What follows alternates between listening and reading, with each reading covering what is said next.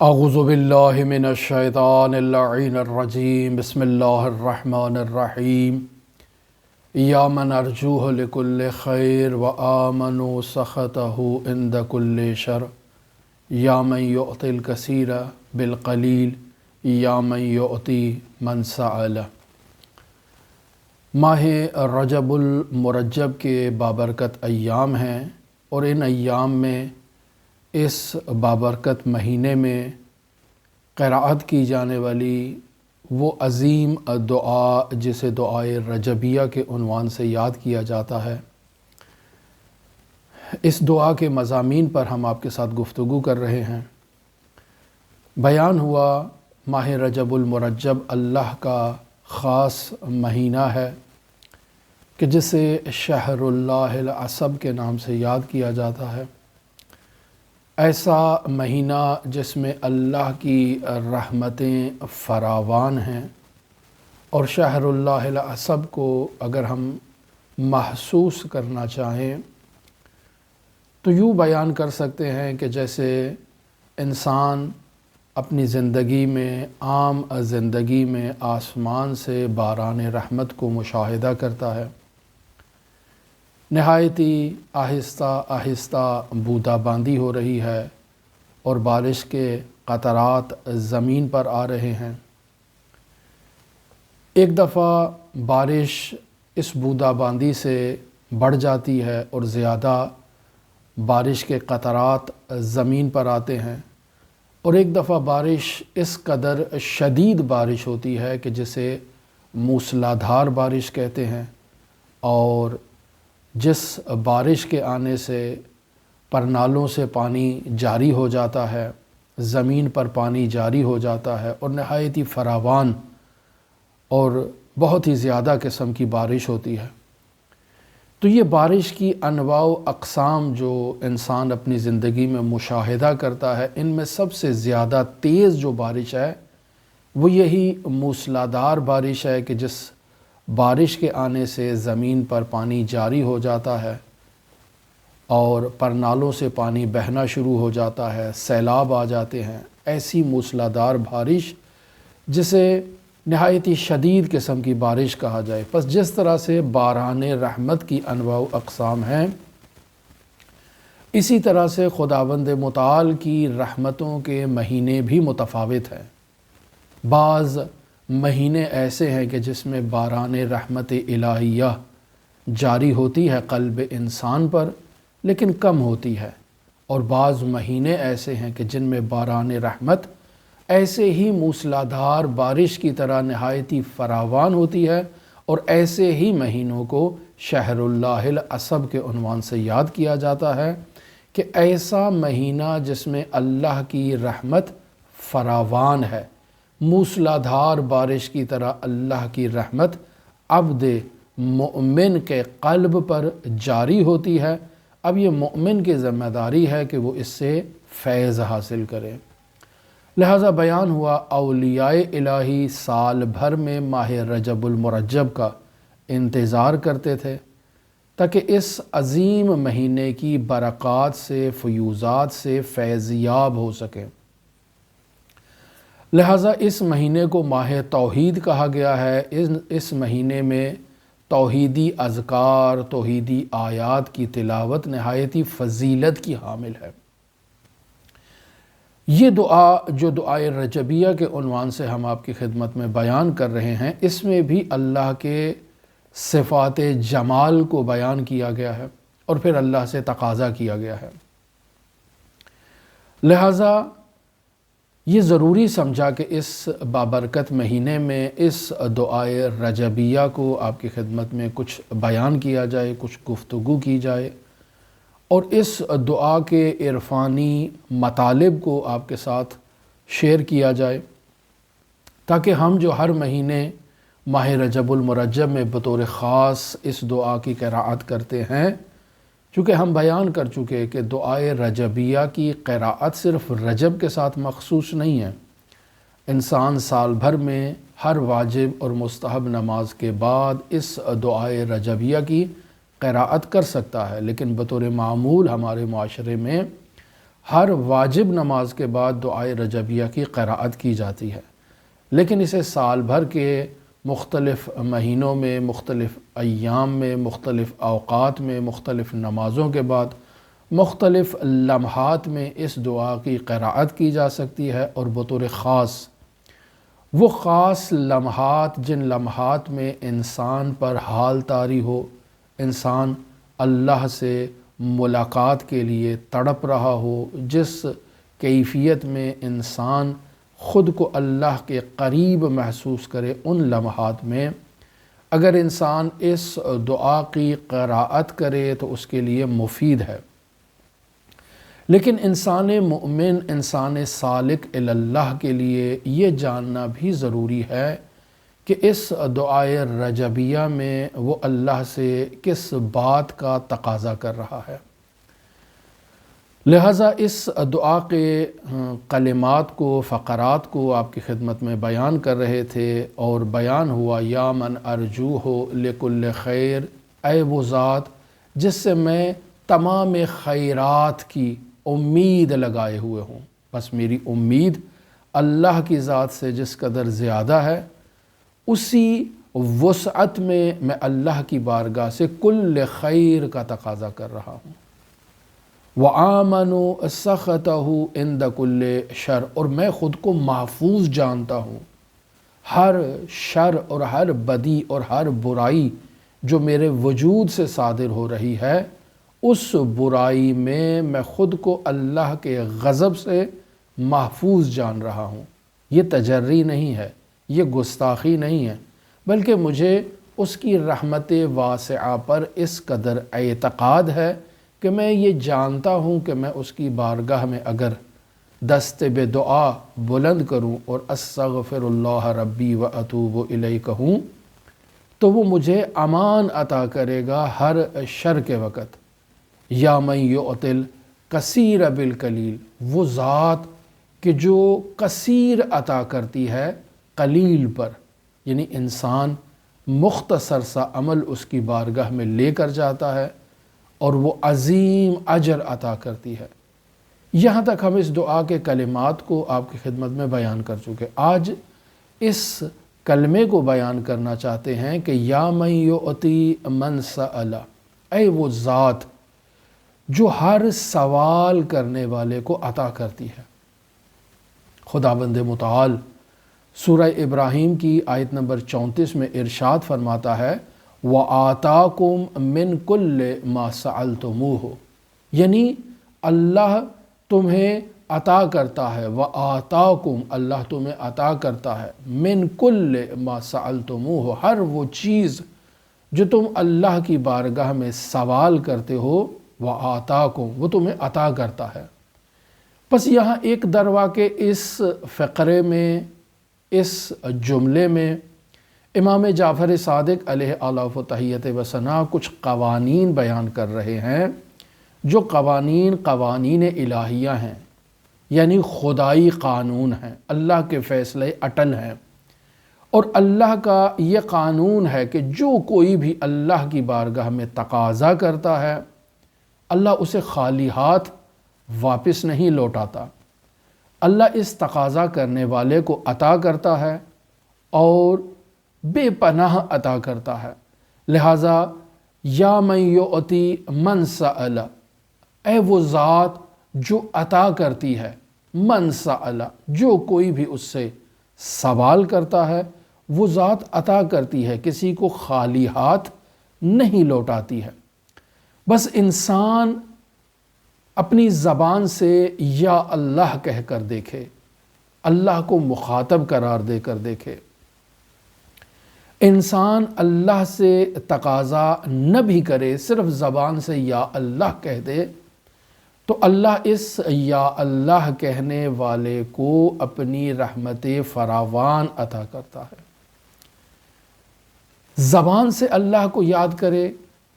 یہ ضروری ہے؟ نہیں، جس انداز میں بھی انسان اللہ کی بارگاہ کی طرف خود کو متوجہ کرتا ہے،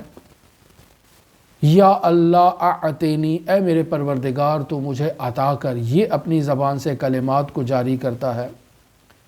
یا اللہ کی طرف صرف توجہ کرتا ہے، اور یہی توجہ، یہی اللہ کی بارگاہ میں عجز و انکساری کا اظہار کرنا، یہی اللہ کی بارگاہ میں تواضع کرنا، یہی اللہ کی بارگاہ میں انسان کا تقاضا کرنا اس بات کی دلیل ہے کہ یہ انسان محتاج ہے،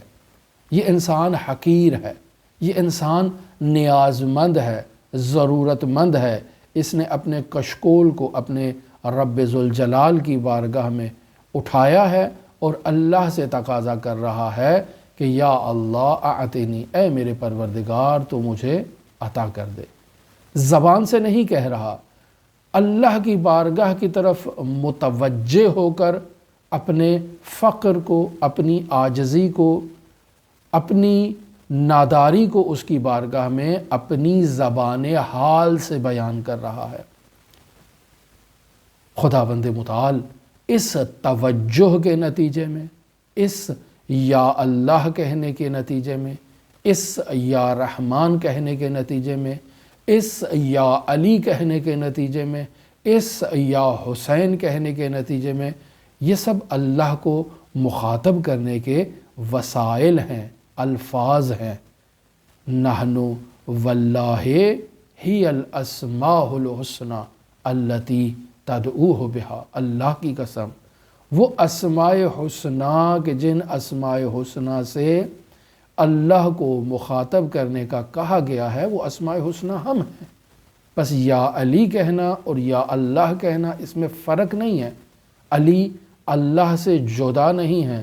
علی اللہ سے بے نیاز نہیں ہے، علی اللہ سے مستقل نہیں ہے، بس یا علی کہنا بھی یا اللہ کہنا ہے۔ یعنی انسان علی کو اللہ سے مستقل نہیں جانتا، یہ اعتقادات کی بحث ہے۔ لہٰذا اس بحث کو یہاں پر نہیں چھیڑتے، صرف اشارتاً ہی آپ کی خدمت میں یہی کلمات کفایت کرتے ہیں کہ انسان اللہ کی طرف جس انداز میں بھی متوجہ ہوتا ہے، زبان سے کلمات کو جاری کرے یا کلمات کو جاری نہ کرے، اپنی زبان سے اپنے تقاضے کو اللہ کی بارگاہ میں بیان کرے یا بیان نہ کرے، اپنی زبان حال سے اپنے تقاضے کو اللہ کی بارگاہ میں پیش کرے، یا زبان حال سے بھی اپنی جو ہے وہ اللہ کی بارگاہ میں تقاضا پیش نہیں کرتا ہے، بلکہ اللہ کی طرف متوجہ ہوتا ہے، تو اللہ کی طرف توجہ اللہ کا ذکر ہے، اور اللہ کا ذکر ذکر نور ہے۔ انسان کا اللہ کی طرف متوجہ ہونا اس انسان کو نورانی کر دیتا ہے، اور نور کی یہ خاصیت ہے کہ الظاہر لذات والمظہر لغیرہ، نور بذات خود ظاہر ہے اور اپنے غیر کا اظہار کرتا ہے، اسے بھی ظاہر کر دیتا ہے، اسے پوشیدہ نہیں رہنے دیتا۔ پس اگر کوئی شخص اپنی زبان قال سے یا اللہ کہتا ہے تو یہ یا اللہ کہنا، یا علی کہنا، یا حسین کہنا، یہ نور ہے اور انسان کو منور کر دیتا ہے۔ پس انسان کا اللہ کی بارگاہ میں حاضر ہونا، اللہ کی طرف متوجہ ہونا، اپنے تواضع کا اظہار کرنا، چاہے زبان قال سے چاہے زبان مقال سے، خود کو اللہ کی بارگاہ میں پیش کر کے اس کی طرف متوجہ ہونا، نور علی نور کا مصداق ہے۔ لہٰذا انسان جس لمحہ بھی اللہ کو پکارتا ہے، اللہ سے سوال کرتا ہے، تو یہ قانون ہے کہ اللہ سوال کرنے والے کو کبھی خالی نہیں لوٹاتا، اللہ اسے عطا کرتا ہے۔ پس انسان جب بھی اللہ کی بارگاہ سے کوئی تقاضا کرتا ہے تو اللہ اس تقاضے کو رائگان نہیں جانے دیتا۔ ہم عام انسانوں سے اگر تقاضا کریں، ان سے کچھ مانگیں، تو وہ ہمیں خالی لوٹا سکتے ہیں۔ بہت کم افراد ہیں اس دنیا میں جنہیں حاتم طائی کا ٹائٹل حاصل ہے کہ اگر 8 دروازوں میں سے کسی ایک دروازے سے بھی بار بار آئے یا 8 دروازوں سے داخل ہو اور تقاضا کرے تو عطا ہو جاتی ہے۔ علی ابن ابی طالب کی ذات ہے کہ میدان جنگ میں دشمن بھی تلوار مانگتا ہے تو تلوار دے دیتے ہیں، کیوں؟ چونکہ یہ خاندان وہ خاندان ہے کہ جس کے لیے بیان ہوا ہے وَسَجِيَّتُكُمُ الْكَرَمُ، ان کی سجیت کرم پر مشتمل ہے۔ لہٰذا ان ہستیوں کے خالق سے یہ کیسے توقع کی جا سکتی ہے کہ انسان اس خالق کی بارگاہ میں تقاضا کرے، دست بے دعا بلند کرے اور وہ خالق انسان کو خالی لوٹا دے؟ ایسا ممکن نہیں ہے۔ لہٰذا اس دعا میں یہ قاعدہ بیان کیا گیا ہے کہ یا من یؤتی من سأل، اے وہ ذات جو سوال کرنے والے کو عطا کرتی ہے۔ یعنی اگر میں عام انسان سے سوال کروں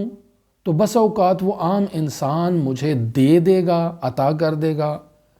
بس اوقات وہ مجھے عطا نہیں کرے گا، مجھے خالی لوٹا دے گا۔ اب جب اس نے مجھے خالی لوٹا دیا تو میری آبرو ریزی ہو جائے گی، میں شرمندہ ہو جاؤں گا، میں ایک عام انسان کے سامنے اپنا ہاتھ پھیلانے کی شرم سے خود میں شرمسار رہوں گا۔ جب بھی اس عام انسان کی طرف متوجہ ہوں گا، اس عام انسان سے روبرو ہوں گا تو شرم سے پانی پانی ہو جاؤں گا کہ میں نے اس شخص سے سوال کیا اور اس نے مجھے خالی لوٹا دیا۔ خداوند متعال انسان کو شرم سے پانی پانی ہوتے نہیں دیکھ سکتا۔ لہٰذا اللہ ایک ایسی حقیقت ہے کہ اگر زبان سے یا اللہ یا رحمان یا علی یا حسین کسی بھی عنوان سے اللہ کی طرف متوجہ ہوا جائے وہ عطا کرتا ہے، اور اگر انسان زبان سے ان کلمات کو جاری نہیں کرتا، صرف متوجہ ہوتا ہے، تو اسی توجہ کے نتیجے میں اللہ اسے نور عطا کرتا ہے اور اس نور کے نتیجے میں اسے منور کر دیتا ہے، اسے رنگ لگا دیتا ہے، اسے فیضیاب کر دیتا ہے اور اپنی فضل و عنایت اس پر جاری کرتا ہے۔ لہٰذا اللہ کی بارگاہ میں انسان جب بھی دست بے دعا ہوتا ہے، اپنے ہاتھوں کو بلند کرتا ہے تو خداوند متعال اس کے ہاتھوں کو خالی نہیں لوٹاتا، اسے عطا کرتا ہے، اس کے کشکول میں کچھ نہ کچھ ڈال دیتا ہے۔ لہٰذا یہاں نہایت ہی اہم سوال پیش آتا ہے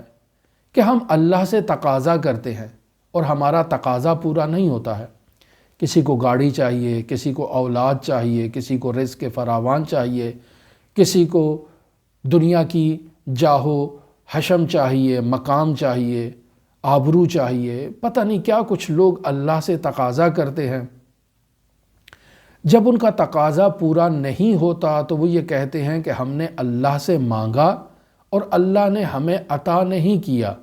آپ اس دعائے رجبیہ میں یہ قاعدہ بیان کر رہے ہیں کہ اللہ سے جب بھی مانگو وہ عطا کرتا ہے، تو آپ کا یہ قانون درست نہیں ہے۔ کیوں؟ چونکہ ہم نے مانگا ہے اور اس نے عطا نہیں کیا، اور آپ کا یہ قانون ہم نے اپنی عملی زندگی میں پورا ہوتے ہوئے مشاہدہ نہیں کیا ہے، پس آپ کا قانون درست نہیں ہے۔ تو اس سوال کے جواب میں حضرت امام علی ابن الحسین زین العابدین علیہ آلاف و تحیت و ثنا بیان کر رہے ہیں اس کی حکمت کو، اس کے راز کو، اس کے جواب کو۔ کتاب ہے ابن شعبہ حرانی کی تحف العقول فیما جاء من الحکم والمواعظ من آل الرسول۔ اس کتاب تحف العقول کے صفحہ نمبر 380 پر امام زین العابدین کا یہ جملہ موجود ہے کہ المؤمن من دعائہ علی ثلاث، کہ مؤمن جب اللہ کی بارگاہ میں دست بے دعا ہوتا ہے اور اللہ سے تقاضا کرتا ہے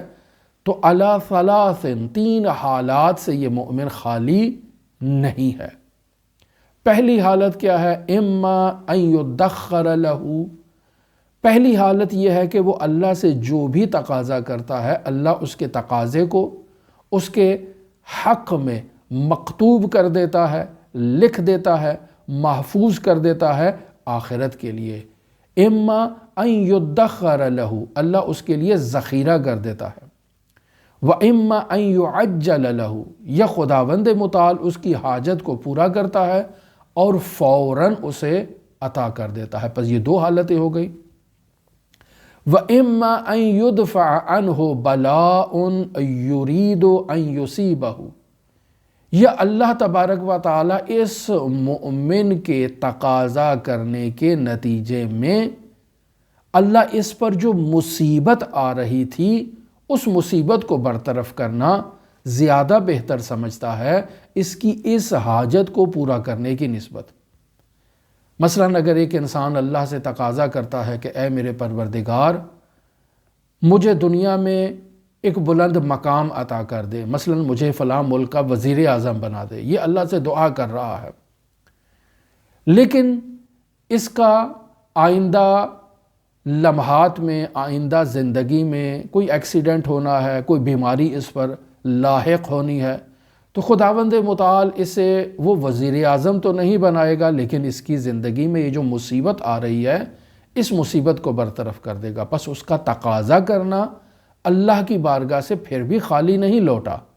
اللہ نے اسے عطا کیا، اور وہ عطا اس صورت میں ہے کہ اس کی زندگی میں جو مصیبتیں، جو بلائیں نازل ہونا تھی اللہ نے انہیں برطرف کر دیا اور اسے عافیت عطا کی ہے۔ پس وہ ذات ذات نور ہے، اس ذات کی طرف توجہ کے نتیجے میں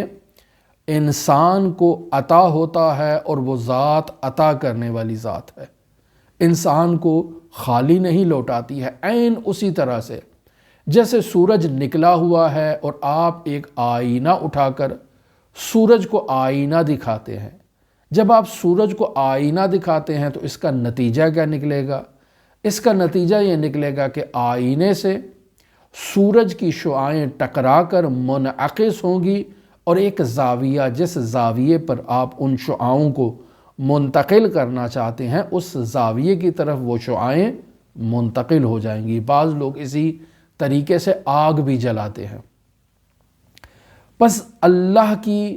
بارگاہ میں دعا کرنا ایسے ہی ہے جیسے سورج کو آئینہ دکھانے کے مترادف ہے، کہ انسان کو وہ عطائیں، وہ عنایات ربانی انسان کی زندگی میں آتی ہیں، منتہا بس اوقات منعکس ہو جاتی ہیں ایک دوسری ڈائریکشن میں، اور انسان کی زندگی سے آفات و بلیات کو برطرف کرتی ہیں۔ پس اس جملے میں ایک قاعدہ، ایک قانون بیان ہوا ہے، اور وہ قانون یہ ہے کہ یا من یعطی من سأل، اے وہ ذات جو ہر سوال کرنے والے سائل کو عطا کرتی ہے، سائل کو خالی نہیں لوٹاتی ہے۔ پس انسان ممکن ہے اللہ سے تقاضا کرے اور اللہ اس کو خالی نہ لوٹائے، اور انسان یہ سمجھے کہ مجھے تو اللہ نے عطا ہی نہیں کیا۔ نہیں، اگر عین وہی تقاضا مقصود ہے تو وہ کسی نہ کسی مصلحت کی خاطر، کسی نہ کسی حکمت کی خاطر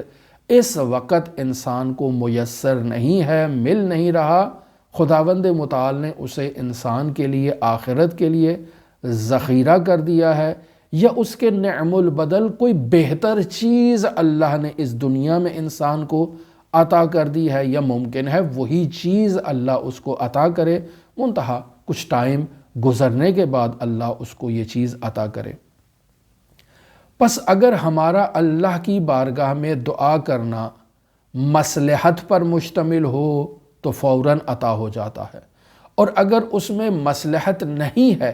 تب بھی وہ دعا مقبول ہے، لیکن ایک دوسرے انداز میں اس دعا کو ہمارے لیے قبول کیا گیا ہے، اور ہمارے وجود سے آفات و بلیات کو برطرف کیا گیا ہے، یا اس دعا کو آخرت کے لیے ہمارے لیے ذخیرہ کر دیا گیا ہے۔ پس ہمارا وظیفہ یہ ہے کہ ہم اللہ کی بارگاہ میں تقاضا کریں،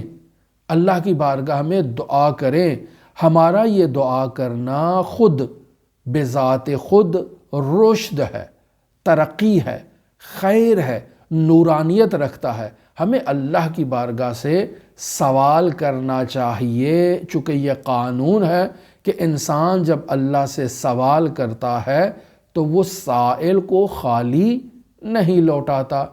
جب ایک اللہ کی مخلوق حاتم طائی کسی کو خالی نہیں لوٹاتی ہے، جب اللہ کی مخلوق اہل بیت کی صورت میں کسی کو خالی نہیں لوٹاتی ہے، ہر سائل کو عطا کرتی ہے، تو کیسے انسان یہ توقع کرتا ہے کہ وہ اللہ کی بارگاہ سے سوال کرے اور انسان کو عطا نہ ہو؟ لہٰذا یا من یعطی من سأل ایک قانون بیان کر رہا ہے کہ جو بھی اللہ کی بارگاہ سے سوال کرے گا وہ ذات اسے عطا کرے گی، اسے خالی نہیں لوٹائے گی۔ لہٰذا دعا گو ہیں خداوند متعال ہمیں ان نورانی معارف کو سمجھنے اور ان پر عمل کرنے کی توفیق عطا فرمائے۔ دعا گو ہیں خداوند متعال منجی عالم بشریت حضرت صاحب العصر، صاحب الامر، صاحب الزمان کے ظہور میں تعجیل فرمائے، ہمیں حضرت امام زمان کے اصحاب و آوان و انصار کی فہرست میں شمار فرمائے۔ دعا گو ہیں خداوند متعال ہماری تمام دلی مرادیں، تمام حاجات پوری فرمائے، اور سب سے بڑی حاجت کہ ہمیں اللہ اپنے دیدار کی زیارت نصیب فرمائے اور اپنی ملاقات کا شرف عطا فرمائے۔ اللہم صلی علی محمد و آل محمد وعجل فرج قائم آل محمد۔